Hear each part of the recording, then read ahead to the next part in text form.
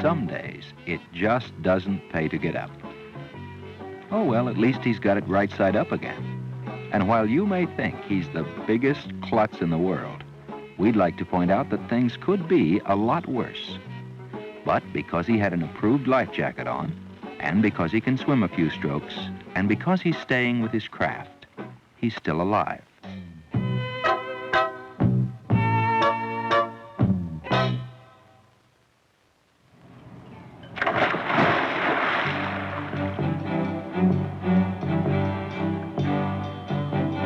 Drowning is by far the leading cause of death in boating accidents.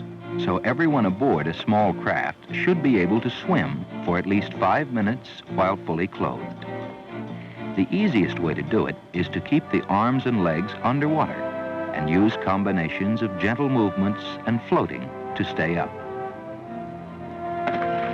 If a personal flotation device becomes available, either put it on or use it like water wings.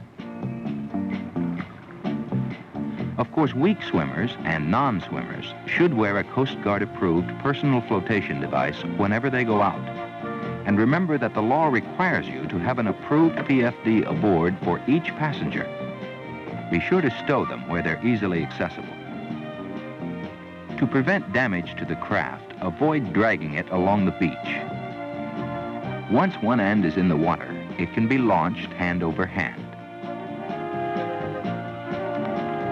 Then, as one person stabilizes the craft, the stern paddler steps into the center over the keel, grabs the gunnels, and carefully brings his other leg aboard. As he moves to his paddling position, he keeps his center of gravity as low as possible. He steadies the craft with his paddle until everyone else is aboard and in position.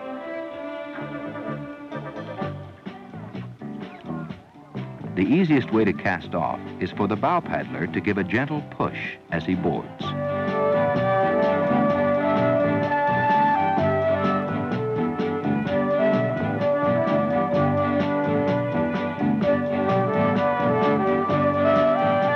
These canoeists have properly trimmed their craft fore and aft by positioning the young people well forward to offset the heavier stern paddler.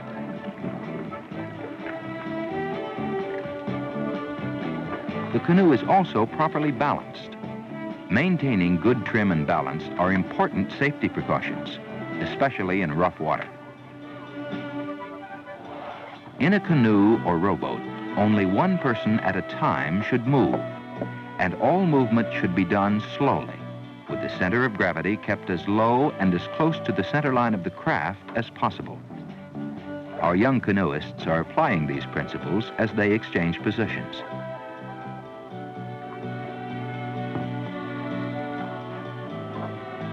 Before getting underway again, they carefully readjust their trim and balance.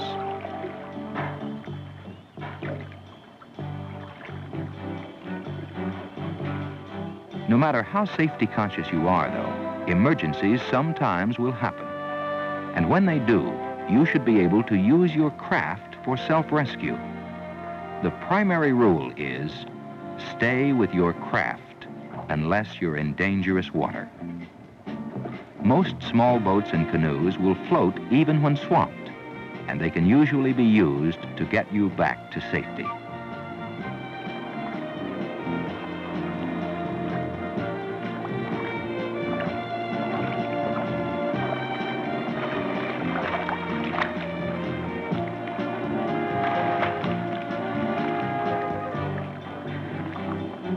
Be sure to let the craft stabilize before bringing the legs aboard. Maintaining balance and trim is especially important in this situation.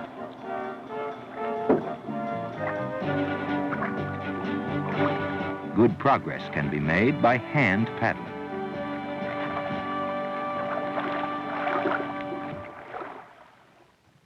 Preparing for an outing in a small boat requires a knowledge of federal and state regulations as well as common sense. Check to see that there's enough fuel and that the fuel tank is placed well away from the motor. Be sure that fishing rods, boat hooks, and oars are stowed securely and out of the way.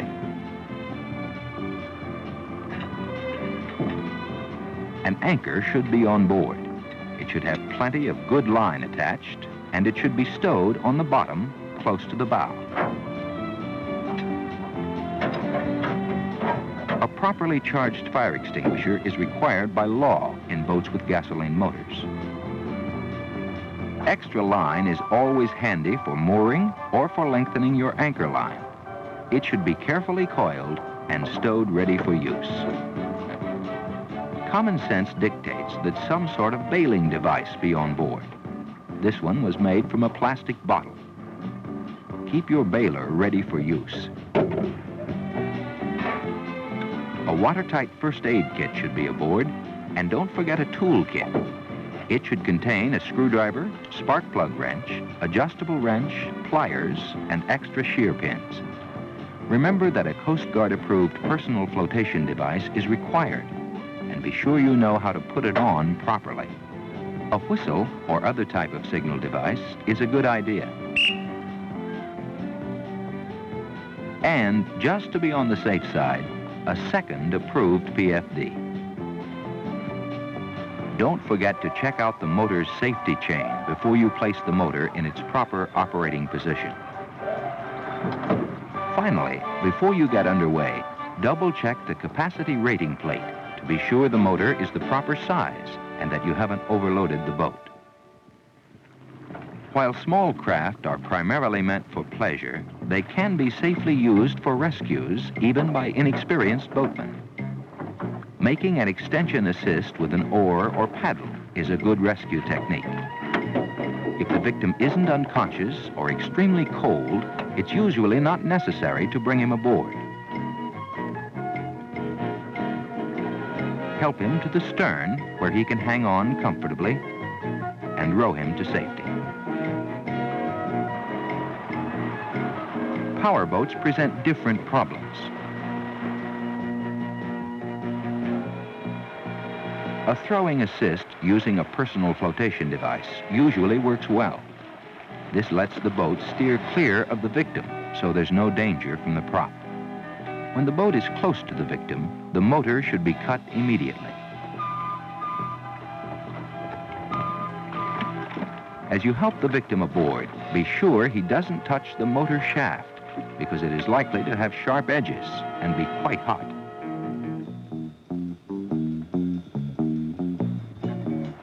If the victim is unconscious, a swimming rescue may be advisable, but only if the rescuer is a trained lifesaver. As he swims to the victim, the boat should circle so it can make an effective pickup.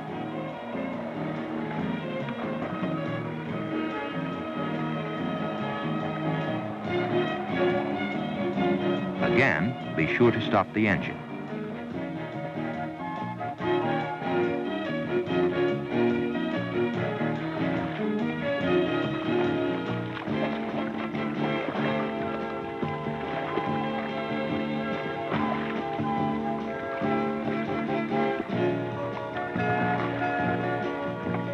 It may be necessary for the rescuer to reboard the boat to assist in getting the victim aboard.